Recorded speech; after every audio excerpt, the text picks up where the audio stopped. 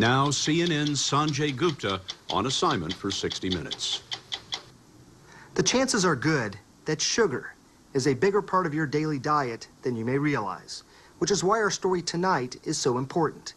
New research coming out of some of America's most respected institutions is starting to find that sugar, the way many people are eating it today, is a toxin and could be a driving force behind some of this country's leading killers, including heart disease.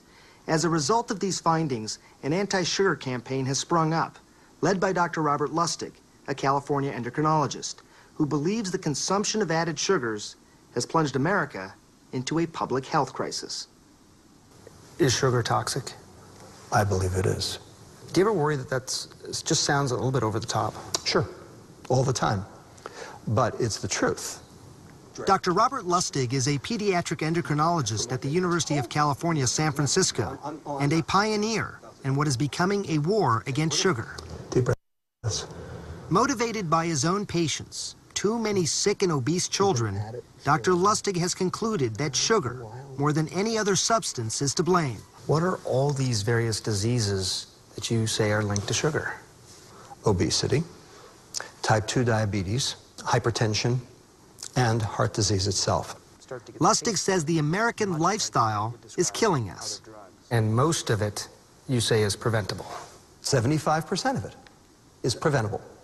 While Dr. Lustig has published a dozen scientific articles on the evils of sugar, it was his lecture on YouTube called Sugar, the Bitter Truth that brought his message to the masses. I'm standing here today to recruit you in the war against bad food.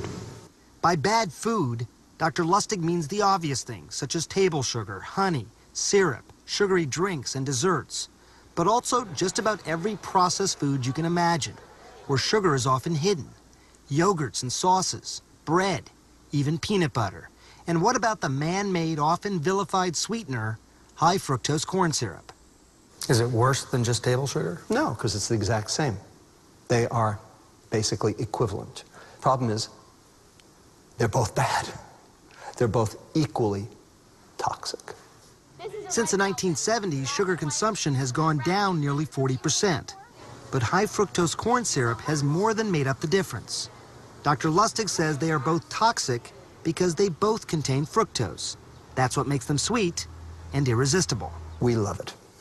We go out of our way to find it. And I think one of the reasons evolutionarily is because there is no foodstuff on the planet that has fructose that is poisonous to you. It is all good. So when you taste something that's sweet, it's an evolutionary Darwinian signal that this is a safe food. We were born this way. We were born this way. Central to Dr. Lustig's theory is that we used to get our fructose mostly in small amounts of fruit, which came loaded with fiber that slows absorption and consumption. After all, who can eat 10 oranges at a time?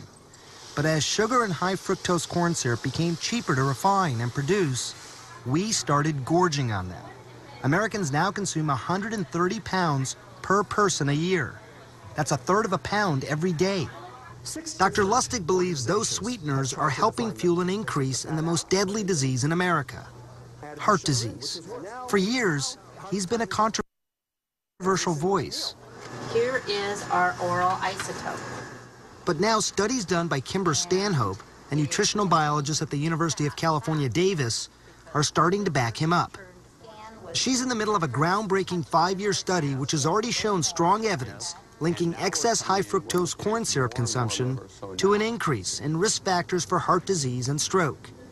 That suggests calories from added sugars are different than calories from other foods. The mantra that you hear from most nutritionists is that a calorie is a calorie is a calorie. And I think the results of the study showed clearly that is not true. Stanhope's conclusions weren't easy to come by. Nutrition studies are expensive and difficult. Stanhope has paid groups of research subjects to live in this hospital wing for weeks at a time, under a sort of 24-hour lockdown. They undergo scans and blood tests.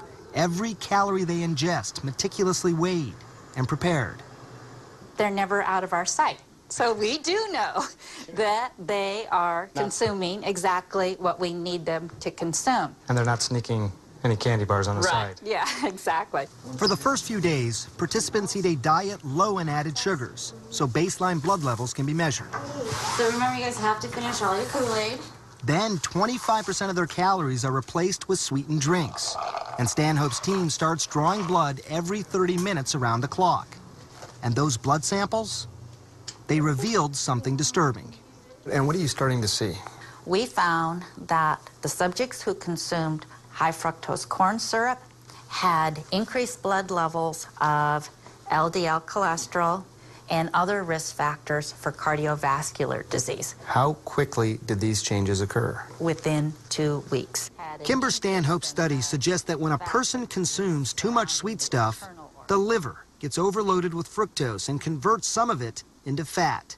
Some of that fat ends up in the bloodstream and helps generate a dangerous kind of cholesterol called small dense LDL.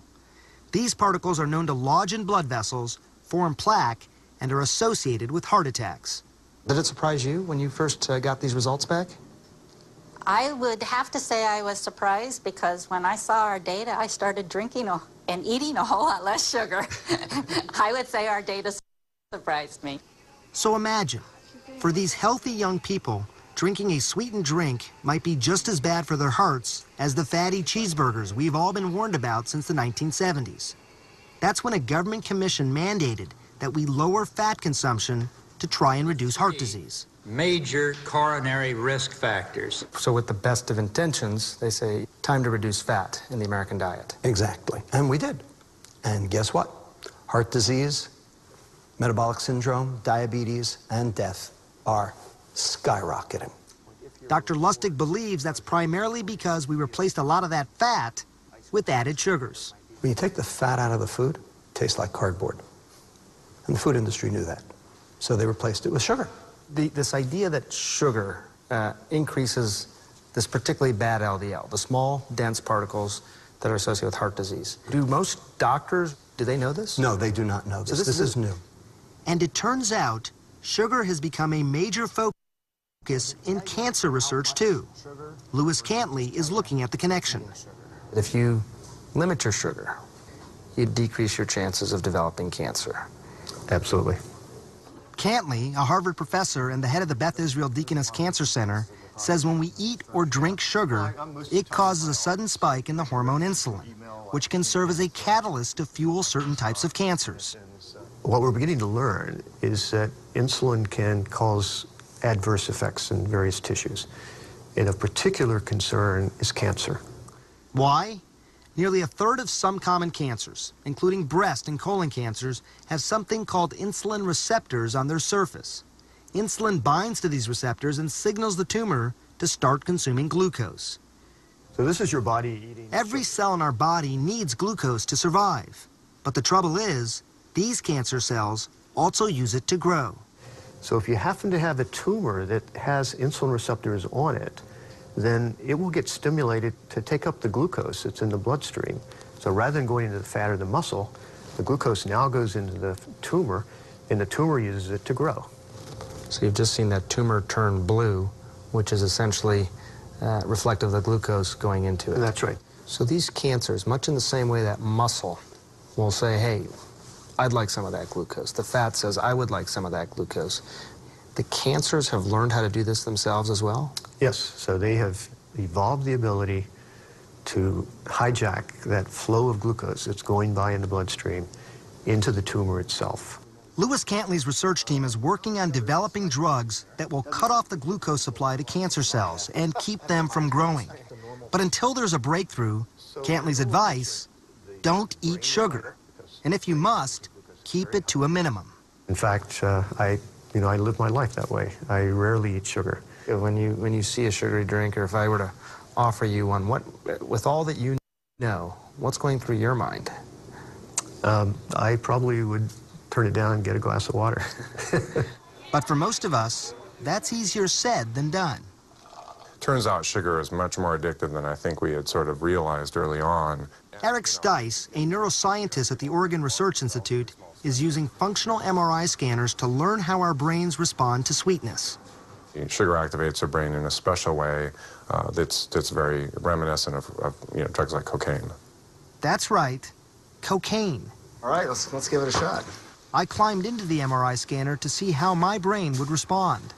That's a straw that's been rigged to deliver a tiny sip of soda into my mouth. Stay as still as you can, okay? Just as it hit my tongue, the scanner detected increased blood rushing to certain regions of my brain. In these images, the yellow areas show that my reward region is responding to the sweet taste. Dopamine, a chemical that controls the brain's pleasure center, is being released, just as it would in response to drugs or alcohol. So dopamine's released. That sort of makes me feel good. I'm experiencing some pleasure from having this kick. Right, that euphoric effect. So far be it for people to realize this, because sugar is everywhere. But you're saying this is one of the most addictive substances possibly that we have. It certainly is very good at firing the reward regions in our brain. Eric Stice says by scanning hundreds of volunteers, he's learned that people who frequently drink sodas or eat ice cream or other sweet foods may be building up a tolerance, much like drug users do. As strange as it sounds, that means the more you eat, the less you feel the reward. The result? You eat more than ever. If you overeat these on a regular basis, it causes changes in the brain that basically it blunts your reward region response to the food, so then you eat more and more to achieve the same satisfaction you felt originally. With all this new science emerging, we wanted to hear from the sugar industry. So we visited Jim Simon, who's on the board of the Sugar Association, at a sugarcane farm in Louisiana. Would it surprise you that almost every scientist that we talked to in researching this story told us they are eliminating all added sugars? They're getting rid of it because they're concerned about the health impacts. To say that the American consuming public is going to completely eliminate sweeteners out of their diet, I don't think gets us there. Simon cautions that eliminating sugar wrongly vilifies one food, rather than working toward the long-term solution of reducing calories and exercising. You know, a lot of people, Jim, are saying that sugar is different. It is bad for your heart and causing a lot of the problems that we are talking about. It is addictive, and in some cases might even fuel cancers. What would you, I mean, you've looked at this. You must have looked at some of these studies.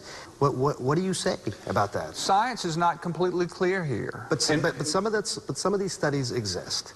I mean, what is a consumer, what are they to make of all that? Well, I would say to them that they've got to approach their diet in balance. Dr. Robert Lustig agrees. We need a balanced diet. But his idea of balance is a drastic reduction in sugar consumption. To that end, he co-authored an American Heart Association report recommending men should consume no more than 150 calories of added sugars a day, and women just 100 calories. That's less than the amount in just one can of soda. Ultimately, this is a public health crisis. And when it's a public health crisis, you have to do big things, and you have to do them across the board. Tobacco and alcohol are perfect examples. We have made a conscious choice that we're not going to get rid of them, but we are going to limit their consumption. I think sugar belongs in this exact same wastebasket.